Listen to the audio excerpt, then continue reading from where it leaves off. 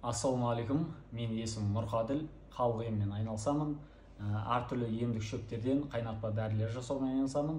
Енді сіздерге бүгін мына құрт-тамыр дәрісінің емдік қасиеттері, пайдасы, не болмаса қандай адамдарға ішуге болмайды, бүткіл сұрақтарға жауап беретін боламын. Және де осы видеоның соңына дейін бүткіл сұрақтарыңызға жауап аласыздар, чтобы маған қайта-қайта сұрақ қоймас үшін.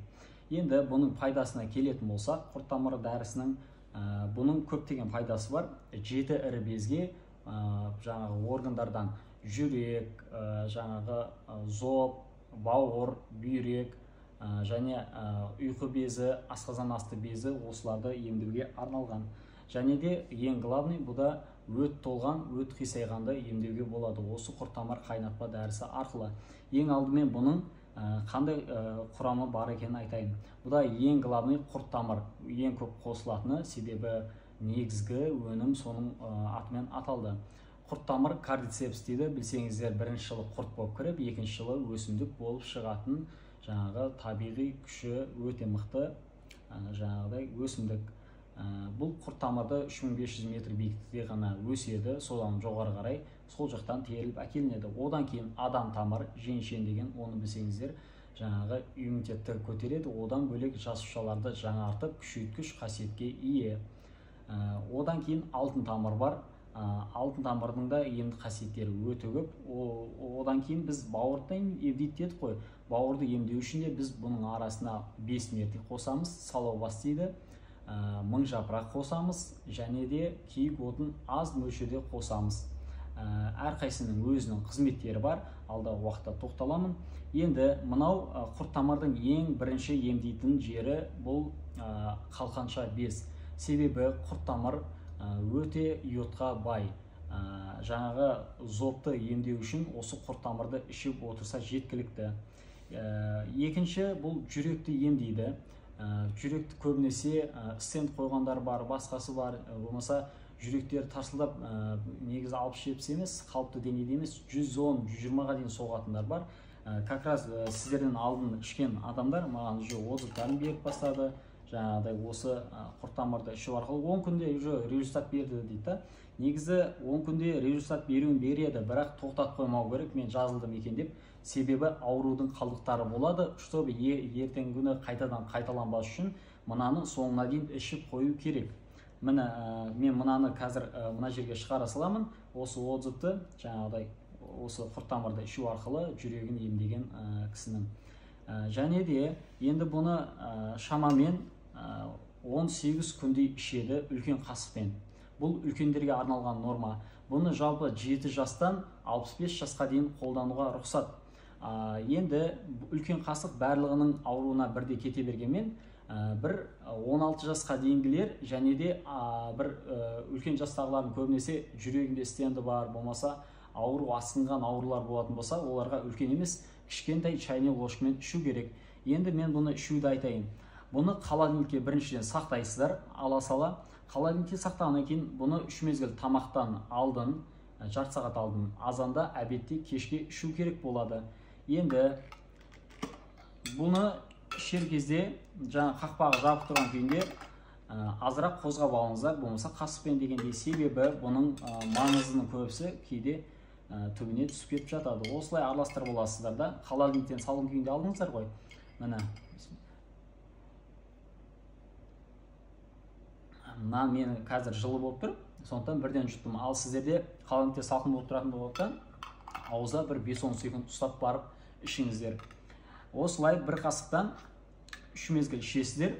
Енді бұл 18 күннен асып кетуі мүмкін, сәл жетпей қалуы мүмкін. Енді ол сіздердің мындай қаншалықты үлкен, сәл кішіректеу қасық пайдаланғандарыңызға байланысты ғой.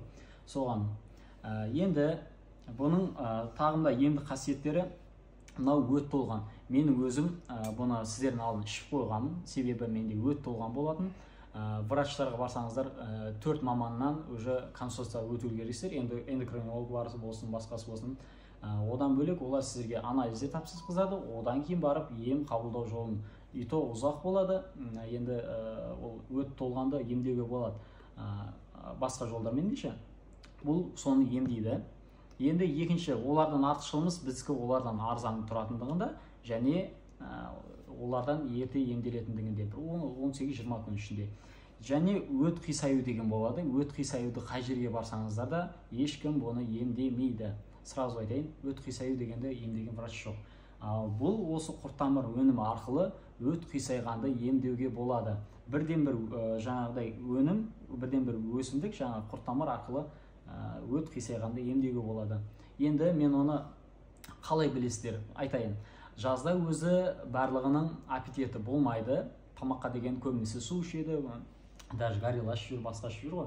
Ал мен жаздың күні тек қана су ішемін, сорпаның өзін іше алмайтындай халге жетемін. Себебі мен күнсізда жаңа баяғыда сары аурумен ауырғанмын. Бұл бауырды емдейді ғой. Соның қалдықтары қалып кеткеннен кейін тамаққа да аппетит болмайды. Бұны ішкеннен кейін менде результат, менде уже 4 күннен бастап уже беріле бастады. Менде қайта-қайта аппетит ашылып, 5 күн мезгіл тамақ ішсем де, соның өзіне тоймайтын болдым. Ол ашқарық болып кеткендіктен емес, бір мынаны тауысып ішкеннен кейін, уже орта беліне келген кезде, ағза қалыпқа келген кезде, уже ол да жойылады, кәдімгі күш-қуат жинап, кәдімгі сізде организм дұрыс жұмыс жасайды. Былайша айтқанда, өт дұрыс жұмыс жасап, өт бөлінеді. Себебі бізде өт дұрыс жұмыс жасамаса, адам ағзасы тамақ қабылдай алмайды. Сол себептен осы өттің қабынуына, өттің толғанына және өт қисайғанына ем болатын бірден бір өнім. Сосын звондап жатыр ғой, мына звонокты қойсаңыздар 877-257-14-19 осы WhatsApp нөміріме жазыңыздар. Звонок көтеріп жатқан жоқпын. Күніне 100-ден, 200-ден звонок келеді. WhatsApp-қа да жазыңыздар. Мен WhatsApp-қа кезегімен жауап жазамын. Одан кейін бұның емі зопқа дейді ғой. Бұның йодқа бай. Бұл күніне өзі негізі йодтың тапшылығы өте кішкентай миллиграмм негізінде. Соның өзін ағзаға жеткізіп бермегеннен кейін, біз сондай тағамдар жемегеннен кейін, адамдарда көбісінде қалқанша без жаңағы қабынуының салдарынан, дұрыс жұмыс жасамауының салдарынан зоб пайда болады. Соны емдеуге болады. Жаңағы зоб, жүрек, өттің толуы, өттің қисаюы, осын айттық. Енді сахарға сұрап жатқандар бар. Өзі бұл 7 ірі безге деп айттық, соның ішінде ұйқы безінде емдейді. Ұйқы безінің өзі 2 маңызды қызметі бар. Ол жаңағы өтке арналған майларды, өттің қызметі майларды, белоктарды, көмірсуларды ыдырату ғой. Дәл сол ыдыратуға арналған ферменттерді ұйқы безі дайындап беріп отырады. Екінші маңызды қызметі бар.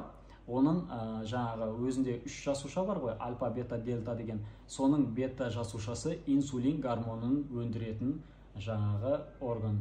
Енді сол инсулин гормонын өндіре алмай, ұйқы безі дұрыс жұмыс жасамай қалса, адамдар жаңағы сахарға айналады. Және де бұның ең маңызды қызметі айтқанымдай, бұған дейін де айтып жүрмін ғой, қанды сұйылтады. Қан қою болғаннан кейін адамда жүрекке нагрузка түседі, сахары да асқына беретін, сол сахарный диабет деп жатқанымыз сол инсулин гормоны дұрыс бөлінбегеннен пайда болады.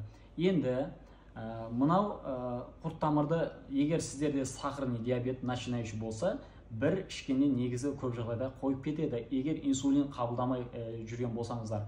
Енді инсулин қабылдап қойғандар болса, ол инсулин қабылдап жүрген кезде ағза өздігінен инсулин өндіруді тоқтатып қояды көп жағдайда. Ал оны қайтадан жұмысқа кірістіру үшін, былайша айтқанда ұйқы безін дұрыс жұмыс жасату үшін біраз уақыт қажет етеді.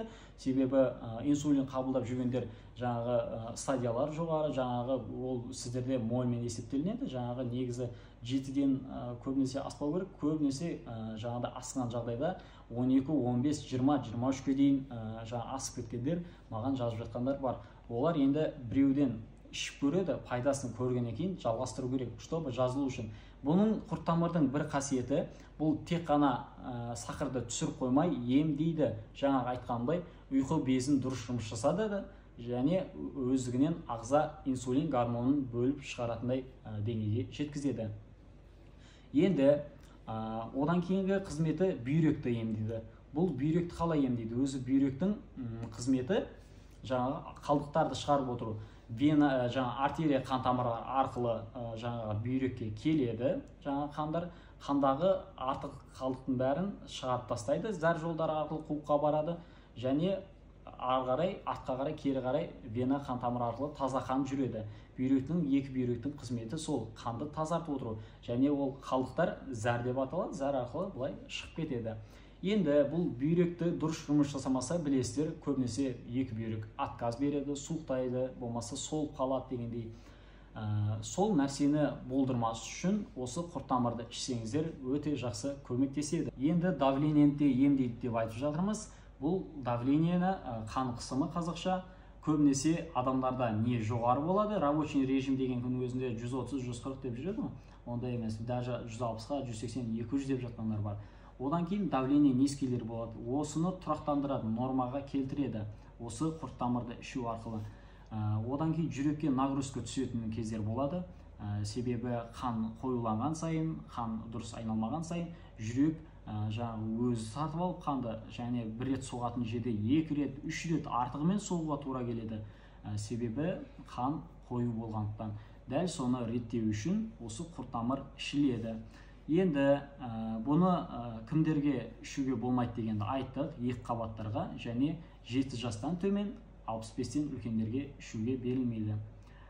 Енді бұның ешқандай қарсы көрсетілімі жоқ. Егер де бұл құрт-тамырды ішкен кезде жаңағыдай қарын ашу сияқты сезімдер пайда болса, сізде дұрыс, ол кезде өт дұрыс жұмыс жасап жатыр.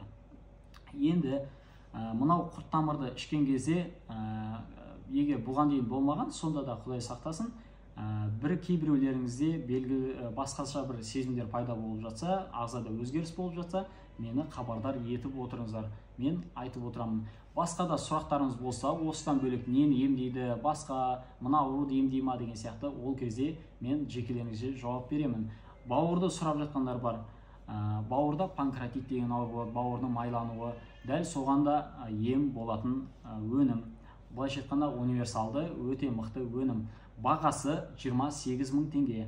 Жаңағы 877-257-14-19 WhatsApp-ма жазыңыздар. Ары қарай сол жақта түсіндіремін. Менің адресімді сұрайтындар бар көп. Мен өзім Қазығұрттамын, ал сіздерге Шымкенттен салынады. Барлықтарыңызға сұрақ болса, сол WhatsApp-қа жазыңыздар.